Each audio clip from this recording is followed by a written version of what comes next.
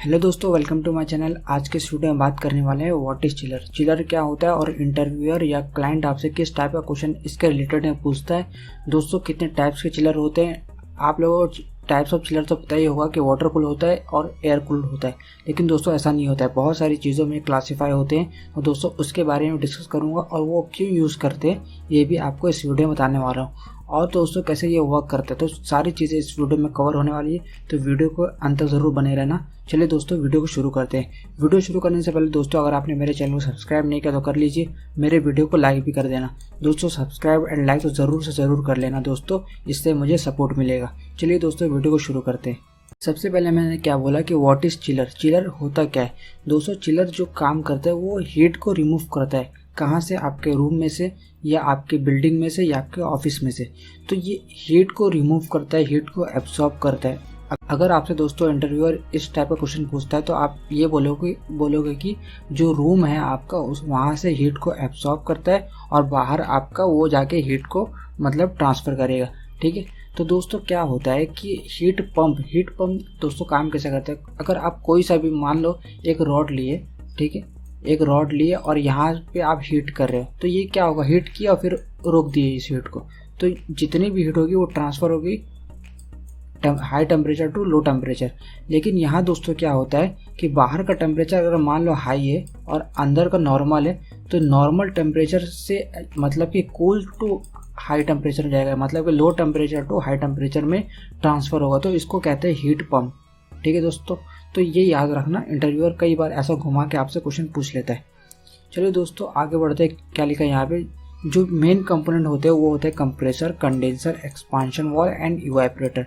दोस्तों एक सिंपल सा बता देता हूँ कि क्या होता है, क्योंकि दोस्तों इसका सेपरेट वीडियो मैंने ऑलरेडी बना चुका हूँ। वीडियो को डिस्क्रिप्शन में आपको लिंक मिल जाएगा, आप वहाँ से आके चेक कर सकते हैं। तो एक थोड़ा सा आपको ब्रीफ दे देता हूँ कि कैसे ये क्या होता है, कैसे ये वर्क करता है। तो कंप्रेसर दोस्तों क्या करता है, प्रेशर और टेम्परेचर को इंक्रीज़ करता है। प्रेशर को इंक्रीज़ करेगा और टेम्परेचर को इंक्रीज़ करेगा। ठीक है दोस्तों, कंडेंसर क्या होता है? कंडेंसर में जो हीट ट्रांसफ़र होता है, हीट ट्रांसफ़र होगा तो टेम्परेचर क्या होगा दोस्तों? टेम्परेचर कम करे जाता है किसका? रेफ्रिजरेंट का। और जो प्रेशर है उसको कांस्टेंट रखा जाता है। ठीक है, प्रेशर कांस्टेंट रहेगा क्योंकि बीच में कोई वॉल नहीं है, कोई रिड्यूसर नहीं लगा है, कुछ नहीं लगा है, तो मतलब सेम पाइप है ना, तो सेम पाइप है तो जो प्रेशर होगा वो कांस्टेंट रहने वाला है। एक्सपांशन वॉल दोस्तों क्या करेगा, वो रेगुलेट करता है, वो कंट्रोल करता है किसको? रेफ्रिजरेंट को। जैसे ही कंट्रोल करेगा रेफ्रिजरेंट को तो आपका जो प्रेशर है वो ड्रॉप हो जाएगा। अब देखिए दोस्तों, यहाँ जैसे ही प्रेशर ड्रॉप हो रहा है वैसे क्या होगा, टेम्परेचर ड्रॉप हो जाएगा।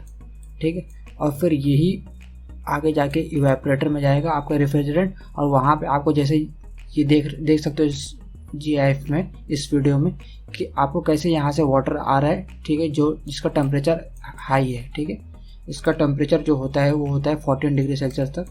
फिर आगे जाके दोस्तों ये कूलिंग लेगा कहाँ से? आपका रेफ्रिजरेंट में से, और फिर ये वाटर फिर से जाएगा AHU में, और यहाँ पर डक्ट के थ्रू आपके ऑफिस में, आपकी बिल्डिंग में आपके कूलिंग एयर, फिर वहाँ से आपका हीट को ट्रांसफ़र किया जाएगा। तो कुछ इस तरीके से ये काम करता है। तो आप समझ सकते हो कि कैसे ये वर्क कर रहा है। दोस्तों बहुत सारे टाइप्स के होते हैं चिलर।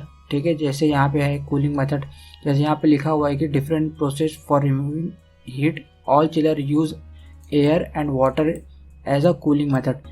दोस्तों यहाँ पे दो टाइप्स बताए गए हैं, air types and water types. तो एयर टाइप्स में क्या होता है दोस्तों कि जो आपका कंडेंसर में जो हीट ट्रांसफ़र हो रही है, मतलब कि जो टेम्परेचर को रिड्यूस किया जा रहा है वो होता है बाय दी फैन।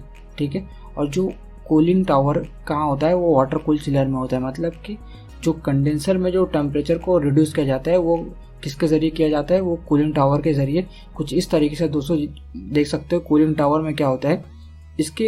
इसके रिलेटेड में मैं ऑलरेडी वीडियो बना चुका हूँ, अगर आपको देखना है तो मैं वीडियो का लिंक आपको डिस्क्रिप्शन में दे दूंगा, आप चेक कर सकते हैं वहाँ से। लेकिन फिर भी आपको यहाँ पे मैं बता देता हूँ कैसे ये काम करता है। कुछ इस जैसे आपने शावर देखा होगा घर में, शावर क्या करता है दोस्तों कि आपका जो वाटर होता है उसको स्मॉल ड्रॉप में आपका बना देता है। ठीक है, तो ये कुछ इस तरीके से बनाता है। तो क्या होता है कि हर एक ड्रॉप का हीट ट्रांसफ़र अच्छे से होता है। ठीक है, जिसकी वजह से हमें ठंडा पानी मिलता है। कुछ इसी तरीके का जो फंक्शन होता है वो यहाँ पे लगे होता है, और ऊपर एक एग्जॉस्ट फैन होता है जो नीचे से एयर को सक करके और ऊपर की तरफ आपका निकाल देती है। तो कुछ इस तरीके से ये काम करता है, और यहाँ से हमें मिलता है कूल वाटर। ठीक है, जो हीट ट्रांसफ़र के लिए काम में लिया जाता है कहाँ पे? कंडेंसर में। तो समझ में आ गया अगर नहीं समझ में आए दोस्तों तो मैं इसके ऊपर सेपरेट वीडियो ऑलरेडी बना चुका हूँ, आप चेक कर सकते हैं वहाँ से। बहुत ही सिंपल है, कुछ इसमें ज़्यादा टेंशन लेने की ज़रूरत नहीं है। फिर उसके बाद ना टाइप्स ऑफ कंप्रेसर भी अलग अलग।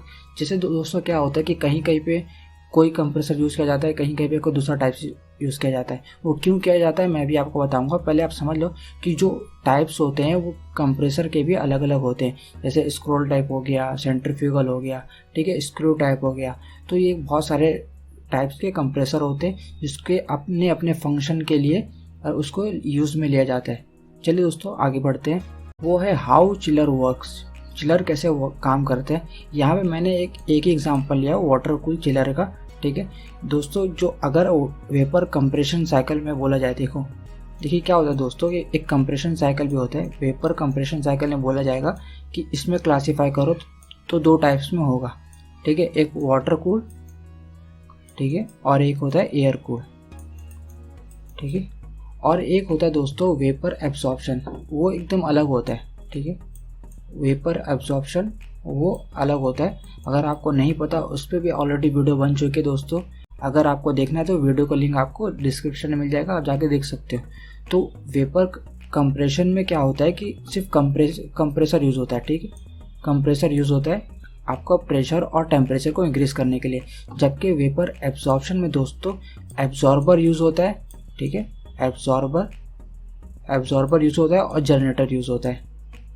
जनरेटर यूज़ होता है प्रेशर और टेम्परेचर को इंक्रीज करने के लिए। तो ये क्यों यूज़ होता है वो भी थोड़ा सा बता देता हूँ आपको। जहाँ पे इलेक्ट्रिसिटी नहीं होती है ना, तो वहाँ पे वेपर एब्जॉर्प्शन साइकिल मतलब कि ये चिलर यूज़ किया जाता है। और जहाँ पे बहुत ज़्यादा इलेक्ट्रिसिटी होती है तो वहाँ पे वेपर कंप्रेशन साइकिल यूज़ में लिया जाता है।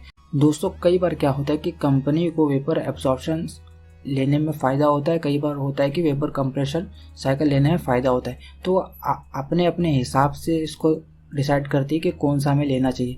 तो उस पर नहीं जाते, आपको बेसिक डिफरेंस बता दिया कि कैसे ये कब कब यूज़ होता है और कैसे कितने पार्ट्स में डिवाइड होता है। दोस्तों ये वर्क कैसे करता है आपको एकदम सिंपल डायग्राम बना के बताता हूँ कि आप ये डायग्राम इंटरव्यूअर के सामने, क्लाइंट के सामने बना सकते हो, जिससे आपके चांसेस जो रहेंगे वो बढ़ जाएंगे।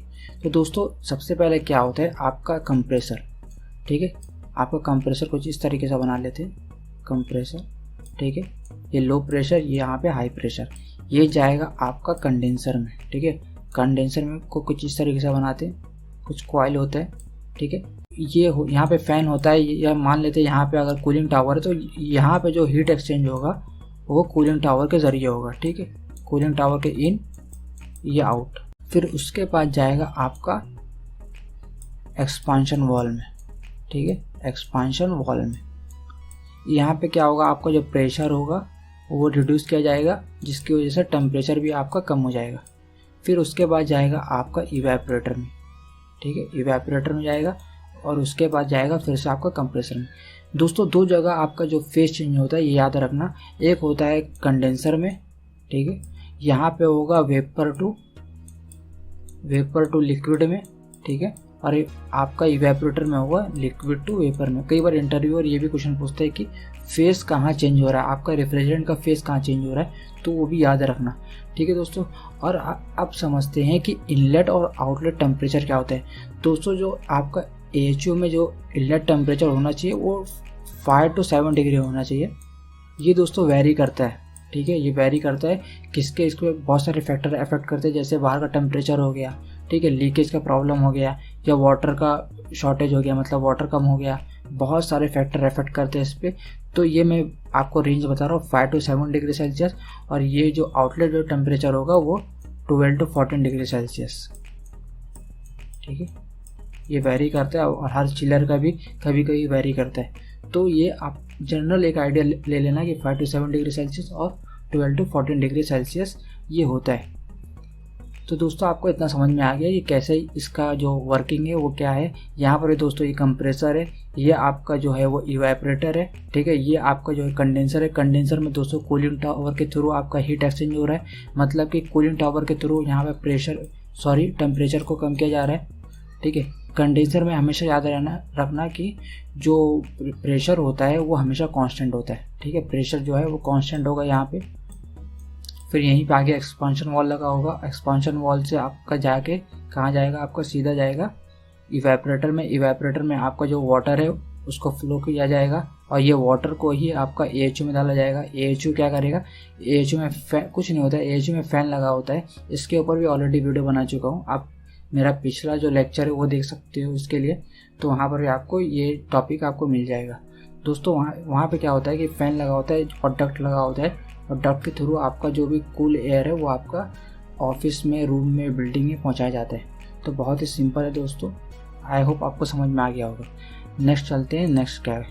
नेक्स्ट दोस्तों मैंने आपको बताया था कि चिलर कंप्रेसर टाइप, कितने टाइप्स के आपके कंप्रेसर जनरली यूज़ होते हैं, कि बहुत सारे यूज़ होते हैं, लेकिन आपको कुछ 3-4 मैं आपके लिए लेके आया हूँ कि जो आपका देखने को मिलेगा आपको कि ये चिलर में ये वाला कंप्रेसर यूज़ हो रहा है। चलिए दोस्तों देखते हैं कि पहला टाइप्स कौन सा है, वो है सेंट्रीफ्यूगल कंप्रेसर। ये बहुत ही लार्ज होते हैं, मतलब कि बहुत बड़े बड़े होते हैं, ये दिखने में आपको समझ में आ जाएंगे, कुछ इस तरीके से आप डायग्राम में देख सकते हो।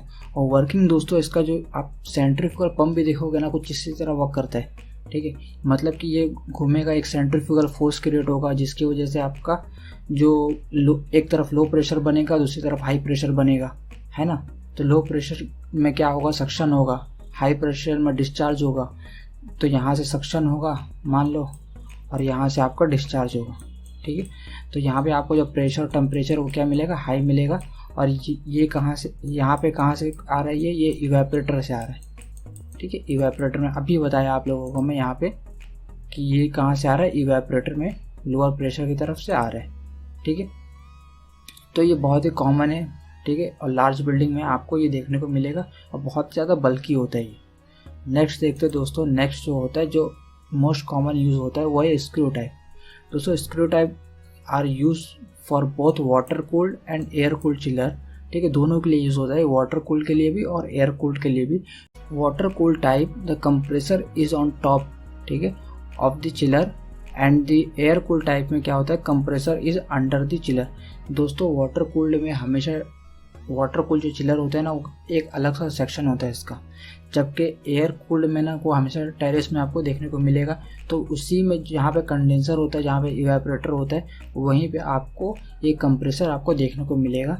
और ये कैसे वर्क करता है आप देख सकते हो, यहाँ पे कुछ स्क्रू टाइप का होता है, यहाँ से आपका जो रिफ्रिजरेंट है वो लो प्रेशर में डाला जाएगा यहाँ पे।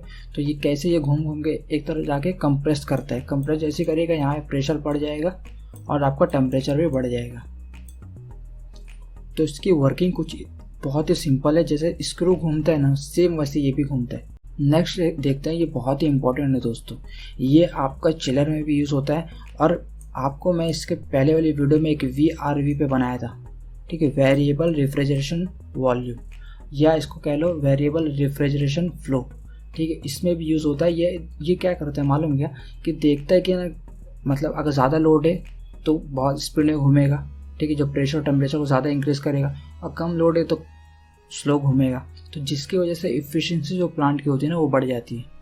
तो ये ध्यान में रखना, ये बहुत ही इंपॉर्टेंट है। ये VRV में भी यूज़ होता है, ठीक है। The scrolled compressor is mostly use in air cooled chiller, but you can also find the water cooled में भी इसका यूज़ हो सकता है, ठीक है दोस्तों। तो इसमें क्या होता है कि नीचे की तरफ से आपका जो लो प्रेशर, आपका मतलब कि जो इवेपोरेटर से आएगा वो नीचे से डाला जाएगा, और ऊपर से आपका मतलब यहाँ से, ठीक है, यहाँ से आपका जो हाई प्रेशर हाई टेम्परेचर आपको आउटपुट मिलेगा, ठीक है। तो ये जो था ये स्क्रॉल टाइप कंप्रेसर था। तो आई होप दोस्तों आपको ये समझ में आ गया होगा। एक बार ये पढ़ लेना, मैं पढ़ रहा नहीं हूँ क्योंकि वीडियो लंबी हो गई है। चलिए दोस्तों मिलते हैं नेक्स्ट वीडियो में। Thank you so much.